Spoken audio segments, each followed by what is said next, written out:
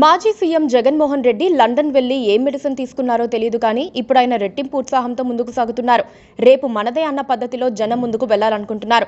ఎప్పుడు ఎన్నికలు వచ్చినా వైసీపీ విజయం ఖాయమని చెబుతూ పార్టీ కార్యకర్తలను ఉత్సాహపరుస్తున్నారు. ఈసారి జగన్ 2.0ని చూడబోతున్నారు. కార్యకర్తల కోసం జగన్ ఎలా పనిచేస్తాడో చూపిస్తా.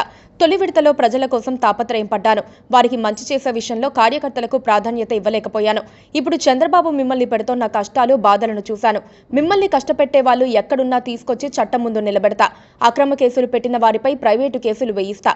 ఇవి ఆయన మాటలు. ఇవి ఒట్టి మాటలు కూడా కాదు. కార్యకర్తలతో తనకున్న బాండింగ్ ను చెప్పేందుకు వదిలిన డైలాగ్స్. అరెస్ట్ చేస్తే మళ్లీ బౌన్స్ బ్యాక్ అయ్యి సీఎం పదవిని చేపడతానన్నది జగన్ లాజిక్. అందుకు హిస్టారికల్ బేస్ కూడా ఉంది. తమిళనాడులో జయలలితను అరెస్ట్ చేసిన తర్వాత సీఎం అయ్యారు. కరుణానిధిని అరెస్ట్ చేసిన తర్వాత మళ్లీ ముఖ్యమంత్రి అయ్యారు. తనను 16 నెలలు జైల్లో పెట్టి ఏం సాధించారని జగన్ ప్రశ్నిస్తున్నారు.